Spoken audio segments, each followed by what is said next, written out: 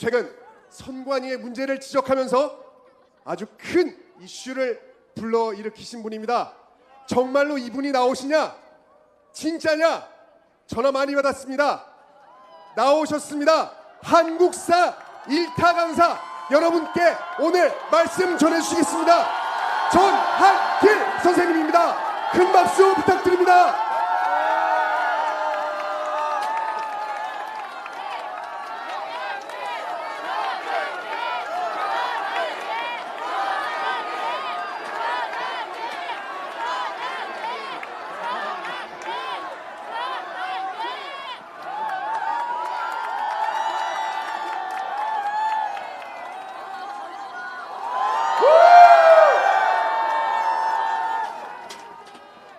선생님, 마음껏 말씀하십시오.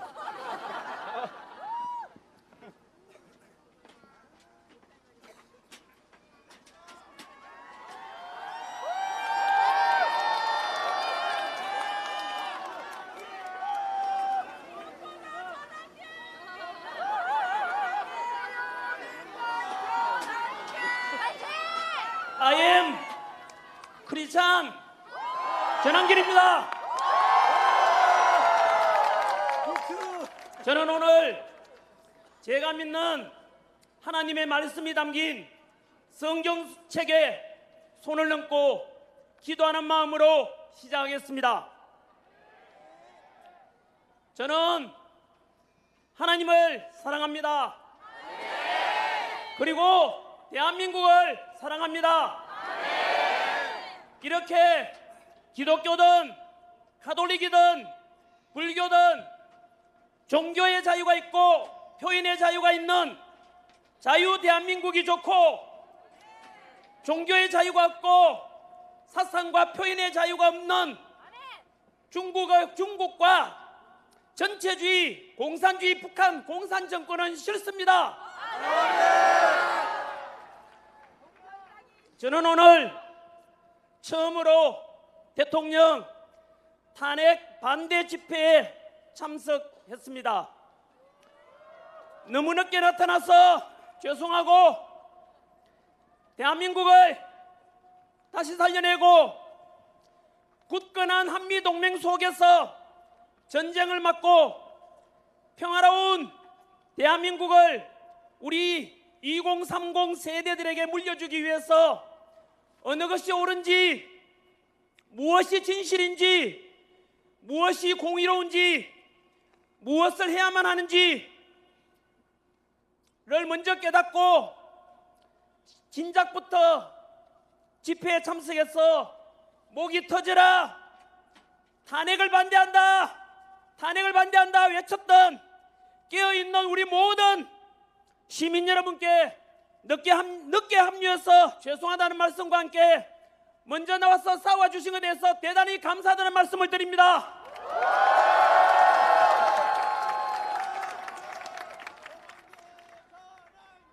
저처럼 비록 집회에 직접 참석은 못하지만 대한민국 전국 방방곡곡에서 탄핵 반대를 응원하는 수천만 명의 국민들이 이 박수를 보내고 있고, 이것 우리가 모두가 아시고 더욱 소리 높여 탄핵 반대를 외쳐주십시오. 이 추운 겨울 차가운 아스팔트 위에서 대통령에 대한 탄핵과 망신주기식 무리한 체포와 구속에 맞서고 공정하지 못한 재판에 맞서고 왜곡 보도하는 거대한 언론 권력에 맞서서 침몰하려는 우리 대한민국을 살려내고자 탄핵 반대를 외치고 용감하게 싸워주신 여러분들 덕분에 국민들도 진실을 알게 되었고, 비상계엄 직후에 10%밖에 되지 않던 대통령 지지율이 현재 마의 벽이라 했던 40%를 넘었고, 오늘이 지나면 50%를 넘게 될 것이고, 조만간 60%를 넘게 되면 윤석열 대통령께서는 100% 직무 복귀하실 겁니다.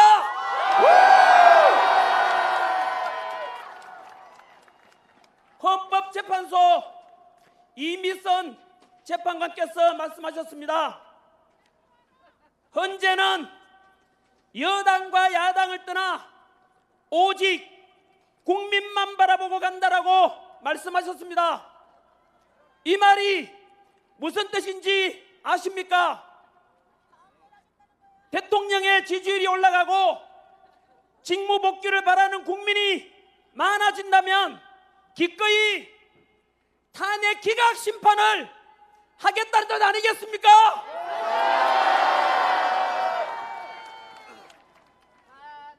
2030 세대 여러분, 그리고 모든 국민 여러분, 민주주의의 주인은 누구입니까?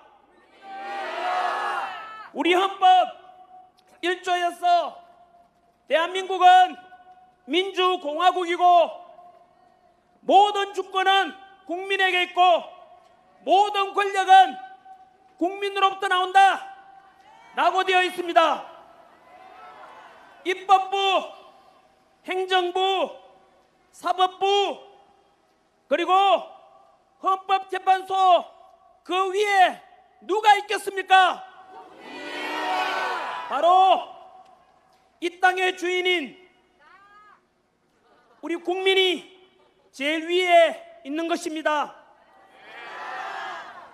오늘 우리 이 탄핵 반대 집회 역시 대한민국의 주인으로서 부당한 권력과 부당한 공격과 절차적 정의를 상실한 권력에 맞서고 왜곡 편파 보도 언론에 맞서서 떳떳하게 우리 주권을 되찾고 대통령을 직무 복귀시켜서 보다 더 강력한 대한민국, 보다 더 살기 좋은 우리 대한민국을 함께 만들어가야 되지 않겠습니까? 저는 정치인이 아닙니다. 지난 26년 동안 수능 강의와 공문 강의를 통해서 2030 세대들을 가르치면서 살아온 한국사 강사입니다. 한국사 강의를 하면서 대한민국을 사랑하고 대한민국 국민으로서 늘 자부심을 가지고 살아가라 라고 가르쳤습니다. 우리는 아픈 역사를 가지고 있습니다. 35년간의 일제 식민 지배를 겪었고 연이어 동족 상잔의 비극 6.25 전쟁으로 무려 300만 명 이상 희생되는 전쟁을 치렀습니다. 이렇게 식민 지배와 전쟁으로 전 세계에서 가장 가난했던 나라가 석유 한 방울 하나 나지 않고 지하 자원 하나 나지 않는 이 나라에서 놀랍게도 현재 세계 198개국 중에서 경제력 12위, 군사력 5위, 제조업 강국 5위, 국력은 우리를 오랫동안 식민 지배를 했던 일본을 넘었습니다. 그리고 지난해 수출액은 6,800억 달러로 사상 최고치를 경신하였고 이 어려운 세계 경제 상황 속에서도 무려 국제 무역 수지 500억 달러 흑자를 기록하였습니다. 이런 위대한 대한민국 자랑스럽지 않습니까? 자랑스럽습니다. 우리 국민 대단하지 않습니까? 대단합니다.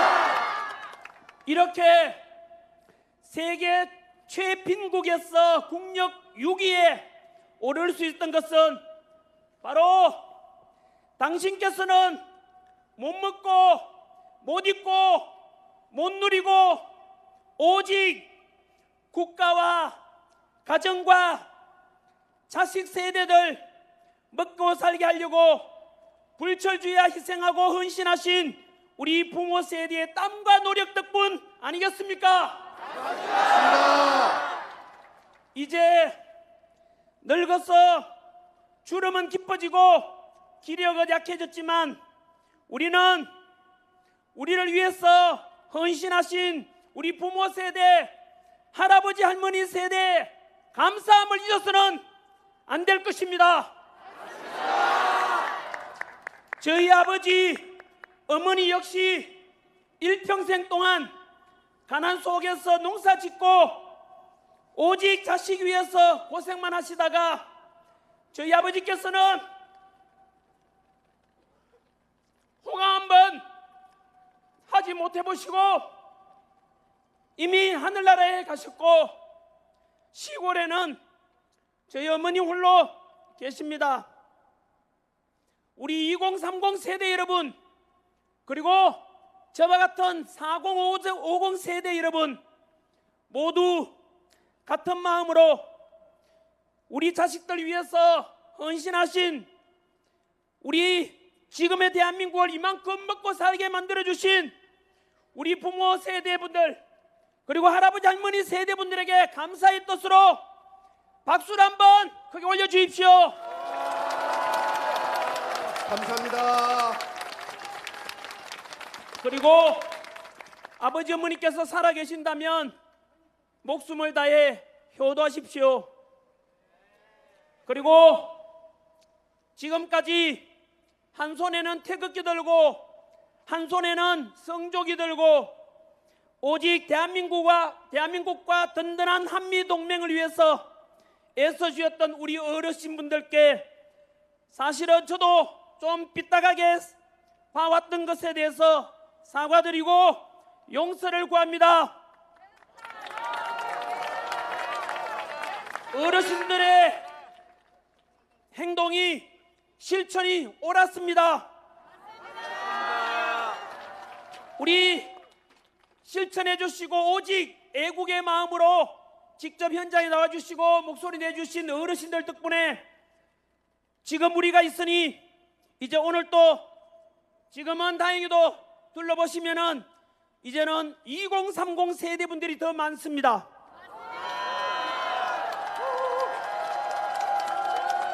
어르신들 보시기에는 아직 어리고 뭐 잘 모를 것 같지만은 그래도 우리 2030 세대 이 자리에 나오는 거 보면 대견스럽지 않습니까? 잘해낼 겁니다. 한번 믿어봐 주십시오. 이제 21세기 첨단 디지털 시대에 좌파 우파를 넘고 진보 보수를 넘어서 보다 더 합리적이고 공정하고 상식이 존중되는 멋진 대한민국을 우리 2030 세대들이 만들어갈 것이라 믿어보겠습니다. 이번에는 우리 어르신들께서 미래를 이끌어가고 대한민국의 새로운 주인이 될 2030 세대들의 용기와 격려를 위해 박수를 한번 쳐주십시오.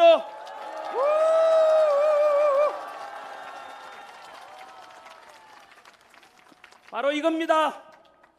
이번 비상계엄을 계기로 국민들이 깨어나고 정치가 얼마나 우리 생활에 모든 곳에 중요한 영향을 미치며 민주주의가 얼마나 중요한 것인지 깨닫게 되어 이제 앞으로는 좌우의 갈등을 넘고 지역 갈등을 넘고 세대 간 갈등을 넘고 남녀 간의 갈등을 넘고 노사 간의 갈등을 넘어 우리 모든 대한민국 국민들은 하나가 되어야 합니다.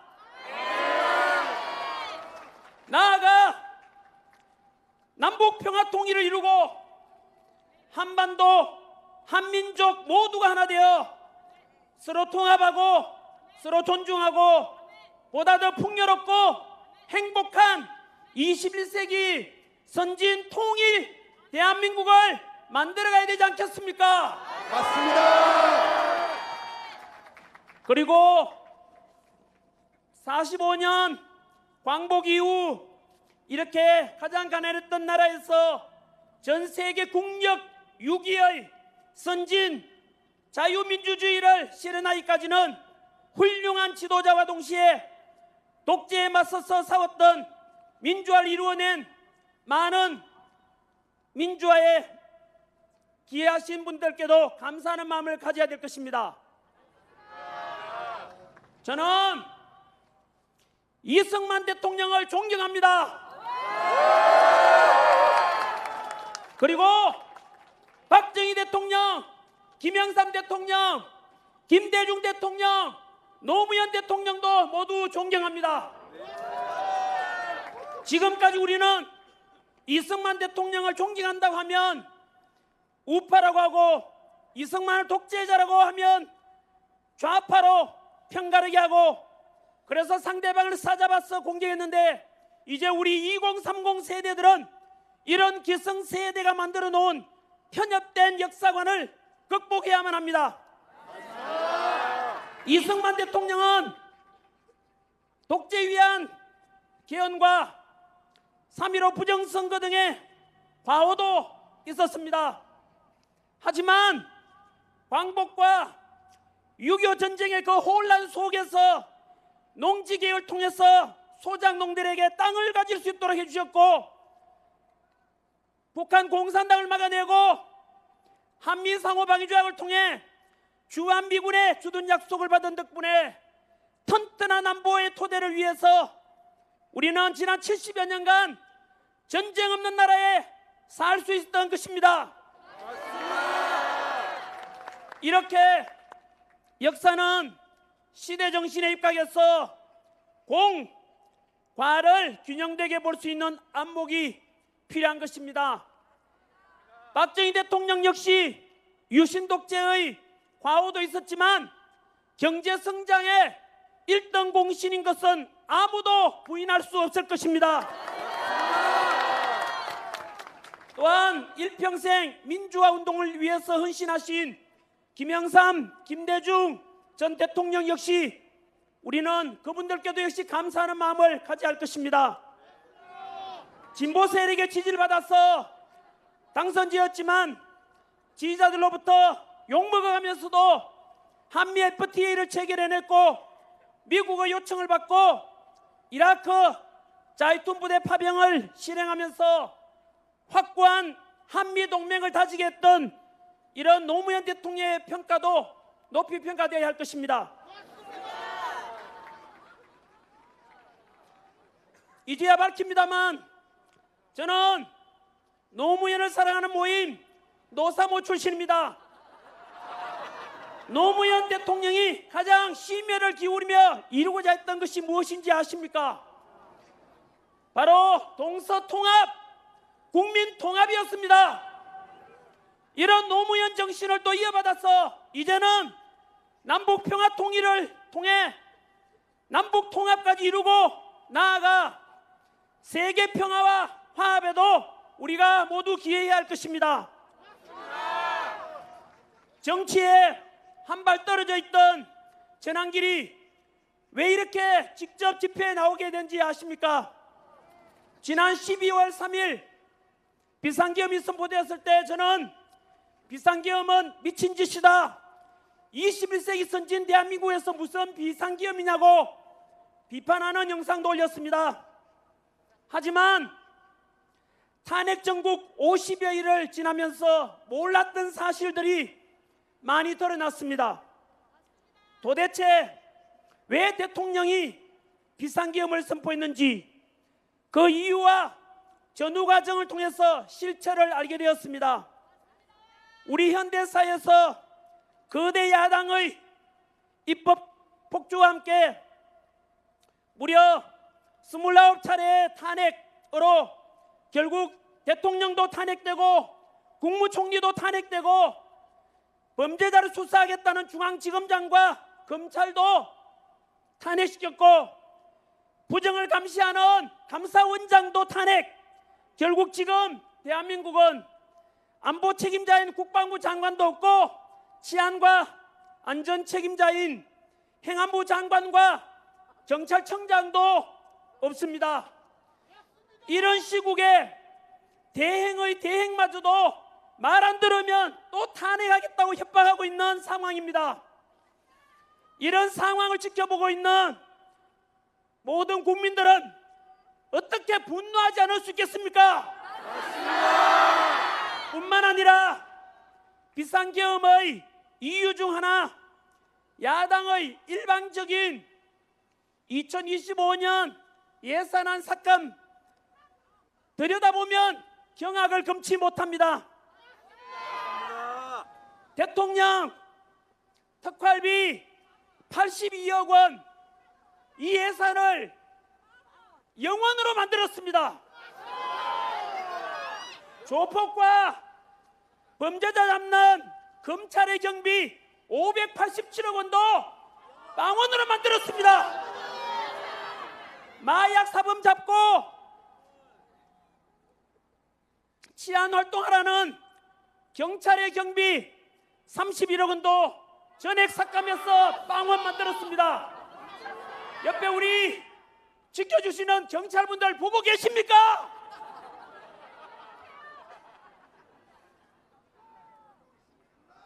청년 일자리 지원과 육성 예산 15억 원마저도 삭감하고, 더 충격적인 것은 요즘 병장 급여 인상으로 상대적으로 직업군인 사기가 너무 바닥인데, 그래서 편성한 초급 간부의 처우 개선 예산 141억 원도 삭감했습니다.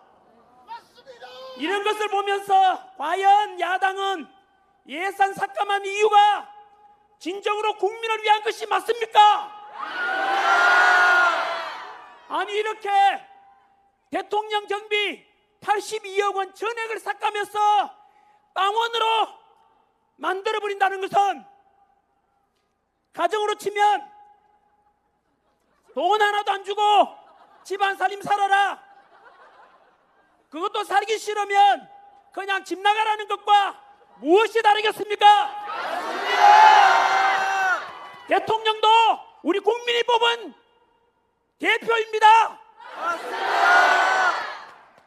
이런 상황을 지켜보면서 국민들은 이들이 과연 진짜 국민을 위한 정치를 하고 있는지 그 실체를 알아버린 것이고, 이런 속에서 진행된 탄핵 정국 속에서 편파보도, 왜곡 보도의 극단을 보면서 기존 언론에 대한 신뢰가 완전히 무너졌고, 듣도 보도 못한 우리법연구회, 국제인권법연구회라고 하는 사법부내에 정치적으로 편향된 재판을 일삼는 판사들도 알게 되었습니다. 공수처와 서부지법의 이상한 영장 발부와 판결을 보면서 상식적으로 납득이 되지 않는 현직 대통령에 대한 예우는 하나도 없고, 일반 서민보다 더 잔인하게 온 세계가 지켜보는 가운데서 보여주기식 체포와 구속, 그렇게 법이 이상하게 집행되는 것을 보고 우리는 전 세계적으로부터 국제적인 비웃음거리가 되었습니다. 이들의 행태를 통해서 다시 한 번 더 그들의 본질도 알게 되었습니다. 그들은 공정한 법 집행보다는 오직 자신들의 이익을 위한다는 것을 알게 되었고, 그 와중에 다들 아시다시피 용산 대통령 관저 체포가 진행될 때 관저 밖에는 양쪽 시민들이 극단적으로 대치하고 있었고, 관저 입구에는 공수처 지시를 받은 경찰과 경호처 함께 무력 충돌 직전까지 대치하던 때 절대로 우리 국민을 다치게 할 수는 없다. 경찰도 경호처도 모두 우리 소중한 우리 국민인데 차라리 내가 잡혀가겠다. 이렇게 윤석열 대통령께서는 본인 스스로 희생을 선택했습니다. 저는 그때서야 진정으로 누가 대한민국을 사랑하는 사람인지, 누가 더 국민을 진정으로 사랑하고 있는지, 누가 더 스스로도 희생하려고 하는지 정확히 진실을 알게 되었습니다. 대통령께서 우리를 사랑한다면 우리 역시 사랑으로, 대통령에 대한 사랑으로 보답해야 되지 않겠습니까?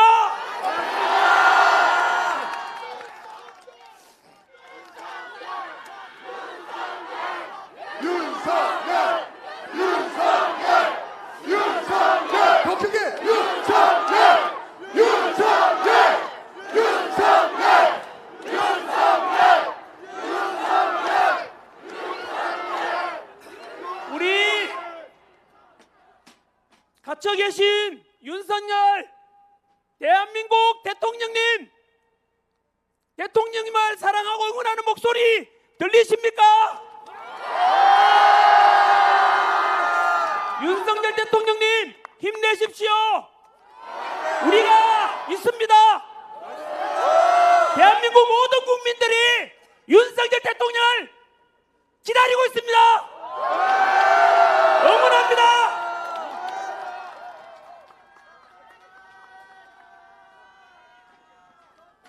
요즘 어떤 사람들은 비상계엄을 계몽령이라고 부르는 사람들이 있습니다.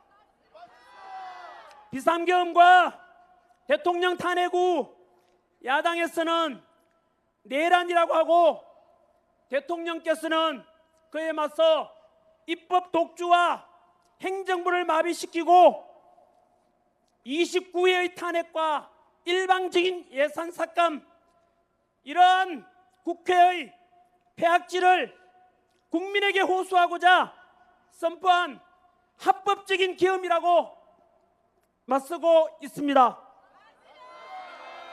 그런데 저는 법적으로는 전문가가 아니어서 자세히는 모르겠지만 상식선에서 한번 생각해 보면 역사적으로 왕이 통치하던 시대에도 그렇고 현대사에 와서 대통령이 통치하는 시대에서도 대통령이 내란을 일으켰다, 그런 역사는 사례가 없습니다. 계엄군 동원도 3만 5천 명이 동원되었던 5.16 군사정변, 2만여 명이 동원되었던 12.12 사태 등과 비교해 봤을 때 10분의 1이 아니라 100분의 1밖에 안 되는 인원이라서 국회를 장악하려면 최소 수천 명은 동원돼야 할 텐데 기껏 국회의원 수보다 더 적은 280명, 선관위에 297명이 동원되었고 거기다가 실탄도 장전되어 있지 않았습니다. 그리고 계엄 선포 후 불과 2시간 만에 대통령은 국회의 계엄 해제 요구에 따라서, 의결에 따라서 당연히 법을 따라야 한다면서 6시간 만에 비상계엄은 없어졌습니다. 아마도 일찍 잠든 분들은 자고 일어나 보니 뉴스 보니까 간밤에 계엄의 시작과 끝이 모두 난 상태라는 것을 알게 됐을 겁니다. 아무튼 저는 분명히 비상계엄은 잘못되었다라고 생각은 합니다. 하지만 재판을 끝내봐야 할 것이므로 많은 국민들이 계몽령이라기도 하는데 여러분들께서는 어떻게 생각하시는지 모르겠습니다. 저는 앞에 수많은 사례들을 통해서도 분명히 우리 국민들은 그동안 수면 밑에서 감추어졌던 엄밀하고 또 우리가 무시고 넘겼던 것들이 이번 비상계엄 계기로 다 모든 것이 드러나면서 우리는 실체를 보게 되었고 진실을 보게 되었고, 그래서 국민들이 지금 다시 일어났고 이 속에서 비상계엄 그리고 탄핵에 대한 찬성 집회들은 지금 반대 집회보다 인원이 없지 않습니까? 맞습니다. 국민 여러분, 탄핵 반대 목소리가 들리십니까? 맞습니다. 국민들이 이제 깨어났다는 뜻입니다. 맞습니다. 이러니까 계몽령이 저는 맞다고 생각합니다.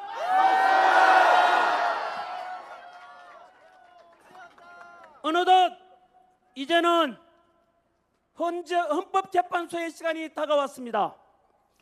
헌법재판소에 대해서 대한민국의 현재 가장 중대한 대통령 심판을 심판하는 기관이니까 모든 국민들은 헌재만 바라보고 있고 심판의 결과는 대한민국의 앞날에 너무나 큰 영향을 미칠 것입니다. 부디 헌재만큼은 공수처나 서부지방법처럼 정치적인 오해를 사지 않도록 오직 법과 양심에 따라서 올바른 판단해 주기를 모든 국민들이 바라보고 있고, 그래서 다시 헌재의 권위를 되찾을 수 있기를 모두가 바라고 있습니다.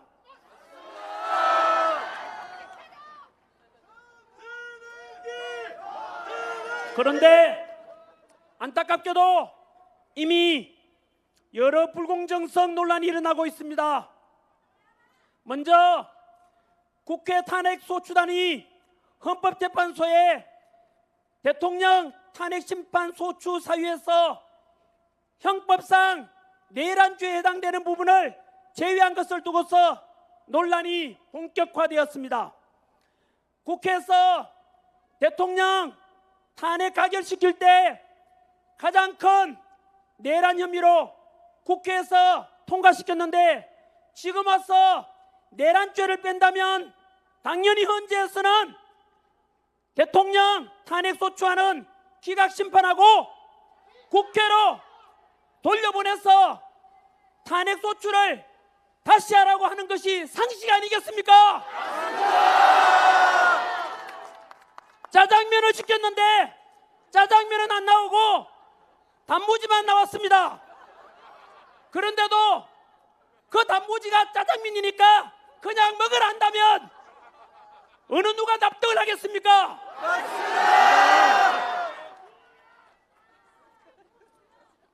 그러나 헌재에서는 또 아무 문제 없다고 하면서 헌재 탄핵 심리가 진행되고 있습니다.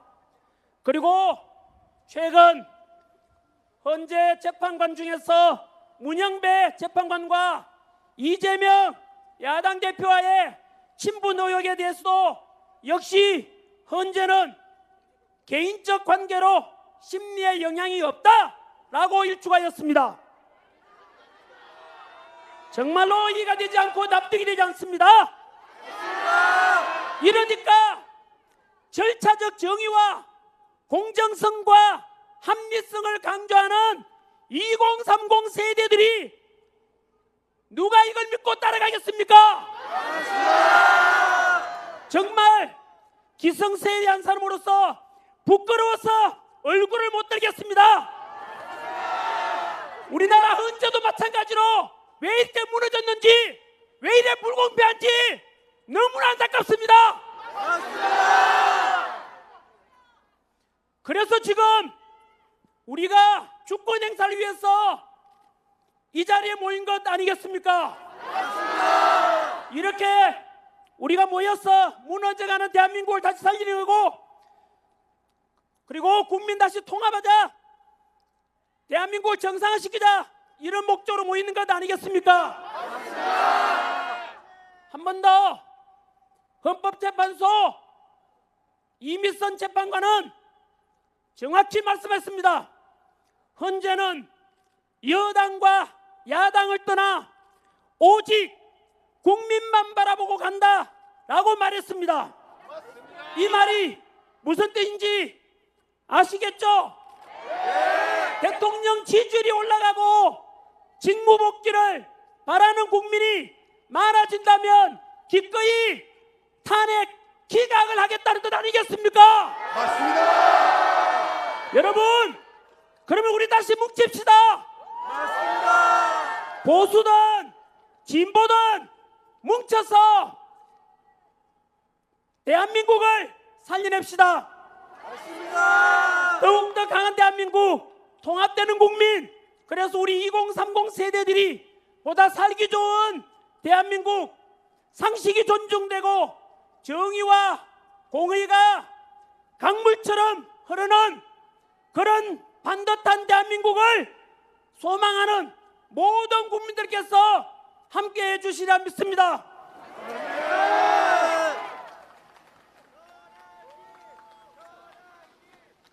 한 번 더 강조드립니다. 비상계엄 직후에 10%까지 떨어졌던 대통령 지지율이 현재 마의 벽이라 했던 몇 퍼센트를 넘었다고요? 40%를 넘었고 오늘 이 시간이 지나면 50%를 넘게 될 것입니다. 그리고 60%가 넘어가면 100% 탄핵 기각이 될 것입니다. 그리고 우리 윤석열 대통령께서는 다시 직무 복귀하실 것입니다.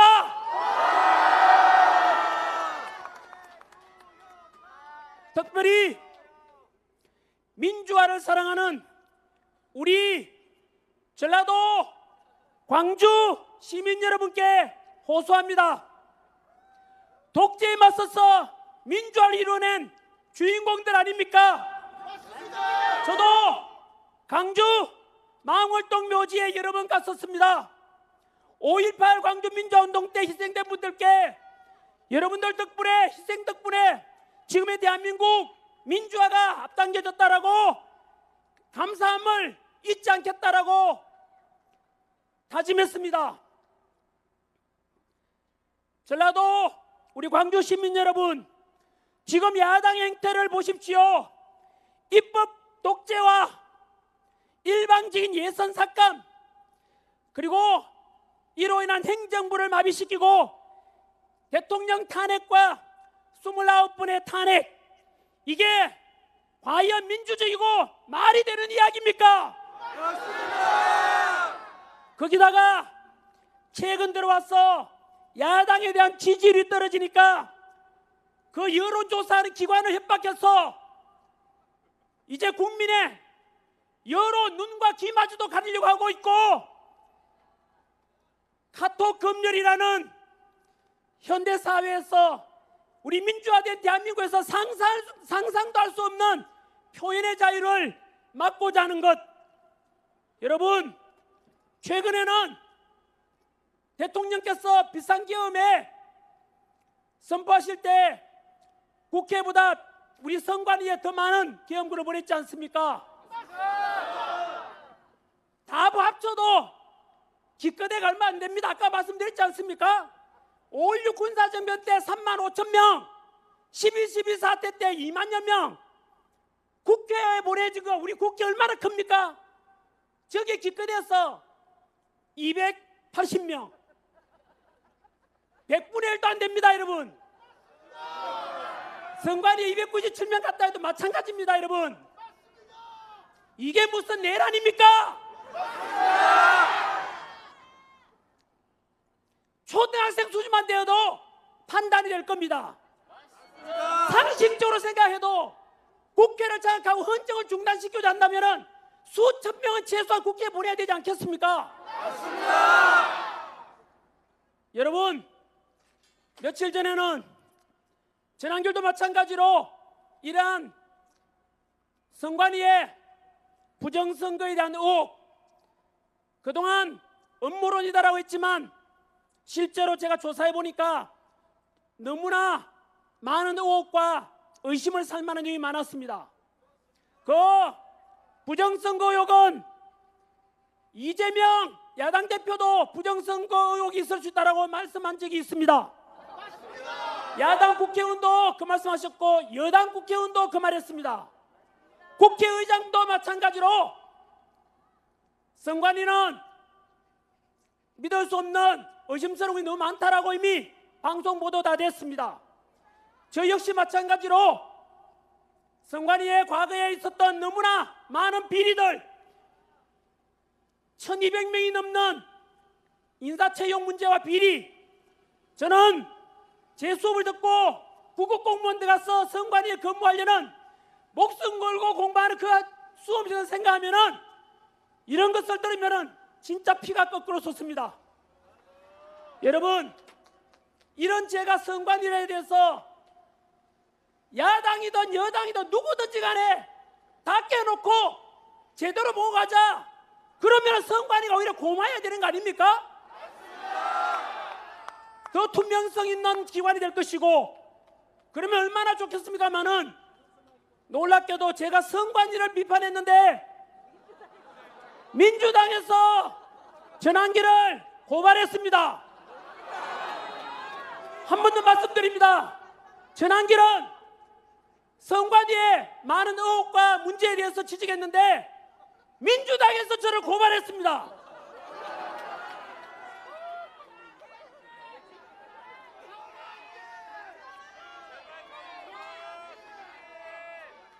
이게 과연 대한민국에서, 선진화된 대한민국에서 과연 민주당이라 이런 말은 그 당에서 이런 짓을 할 수가 있습니까?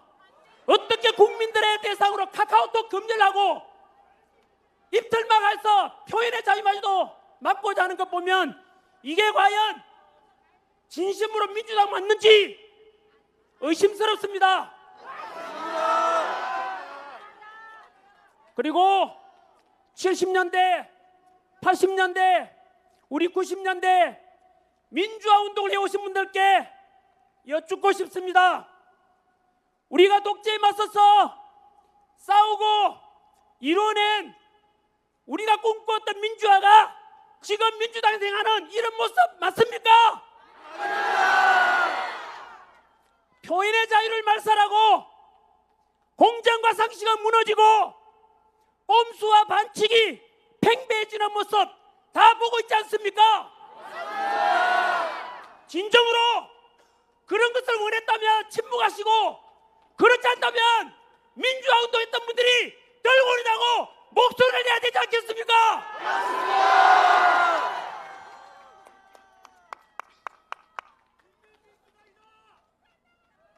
우리 전 대통령 김대중 대통령께서도 그런 말씀하셨지 않습니까? 행동하지 않는 양심은 악의 편이다. 맞습니다. 이제 전국 교회에서 대학 교수님들도 각계 전문가분들께서도 이제 목소리 내십시오. 이제 또 지체하다가는 먼 훗날 내가 왜 그때 침묵했었지 아마 후회하게 될 것이고, 먼 훗날 우리 손자 손자들이 물었을 때, 그때 대한민국이 무너져갈 때, 대통령이 탄핵 위기에 처했을 때 왜 아버지 할아버지께서는 침묵하셨습니까? 비겁했습니다라고 욕먹게 될 것입니다.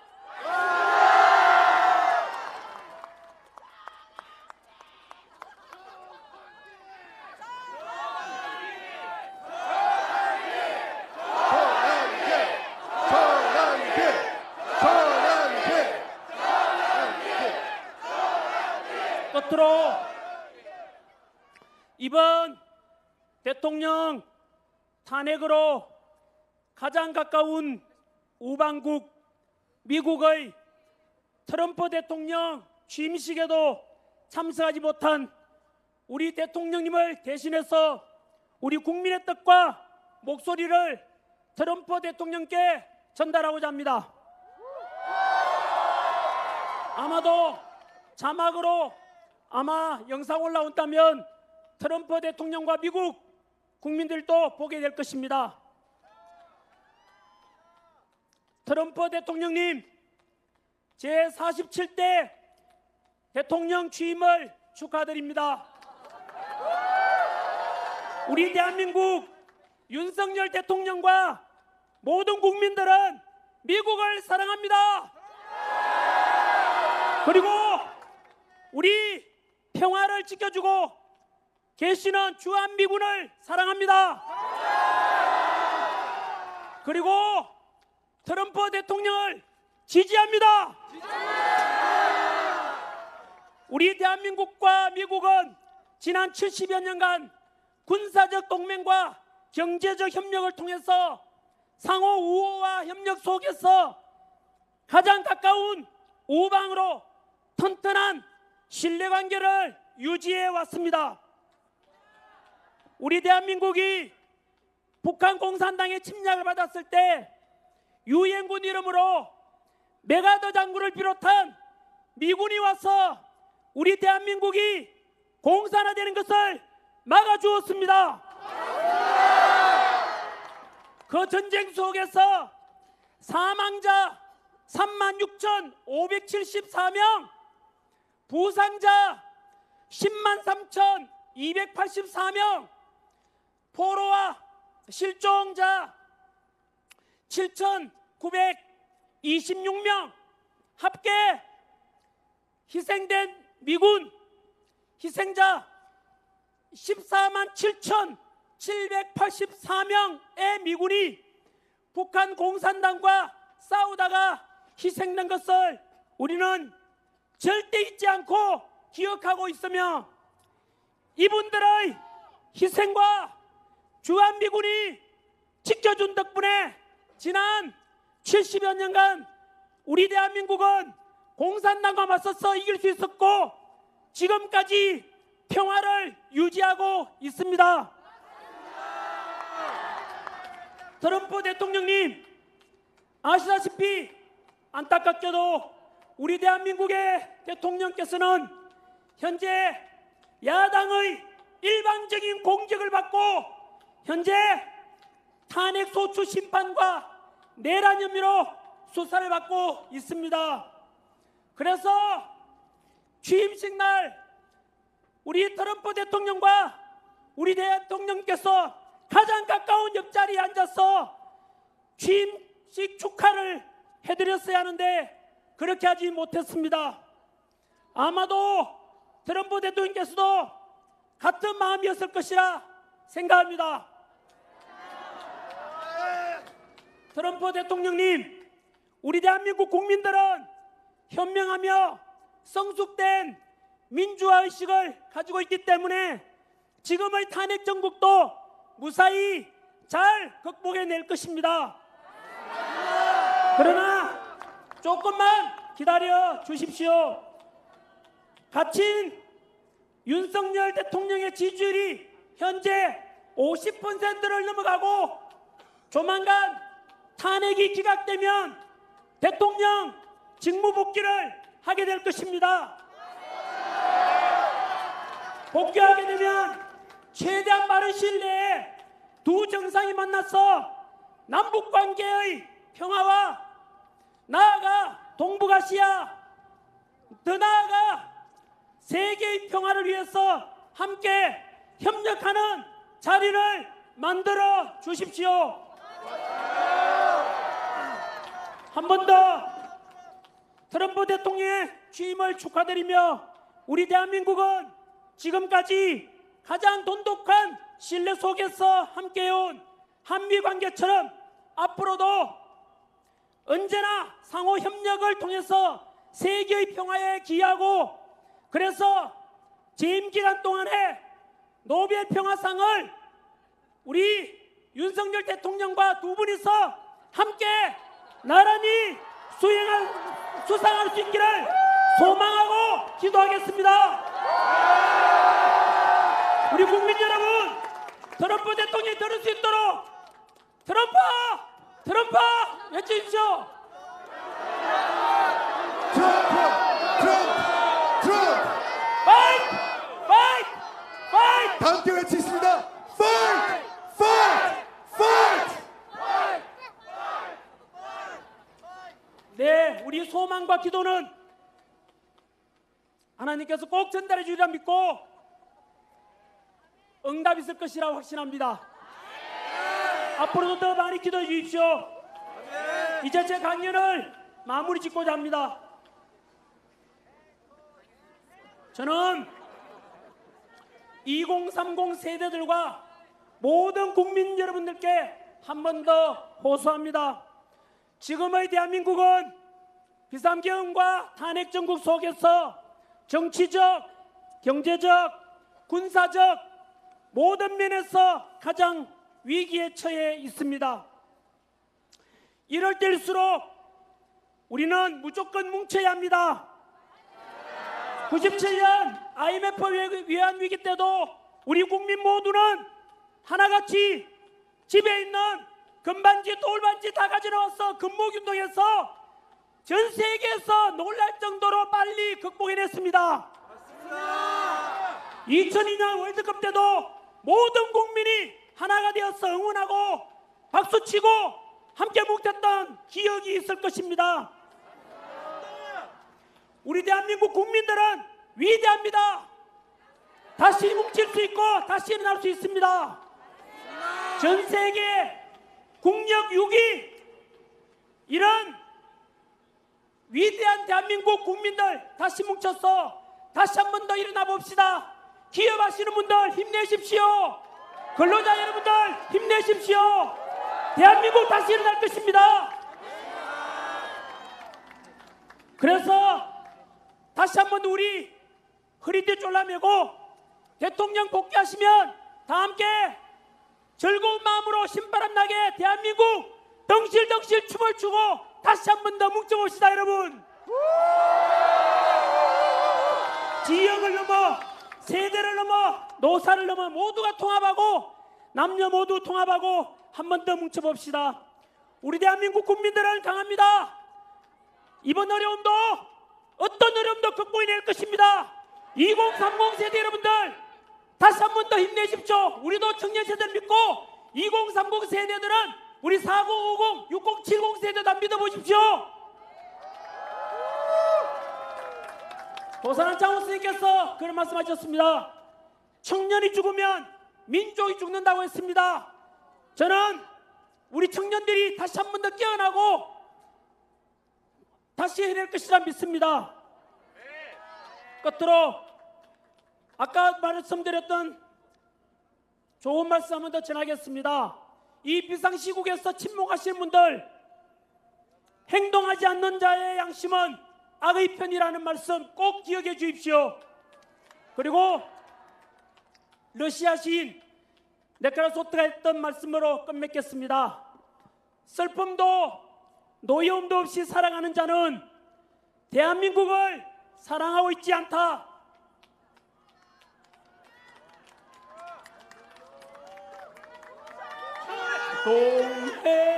동해물과 백두산이 마르고 닳도록 다 함께 일어나서 역할 부르겠습니다.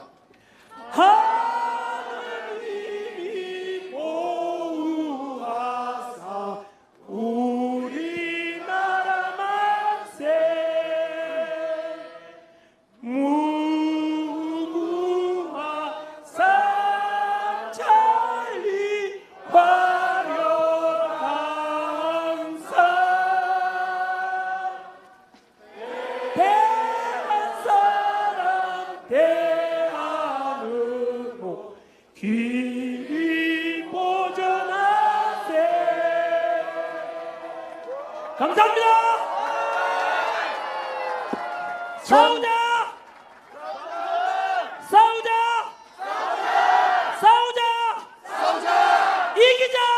이기자! 이기자! 이기자! 이기자! 이기자! 전한길 선생님입니다. 2030이 주인되는 새로운 대한민국 전한길! 전한길! 전한길! 전한길!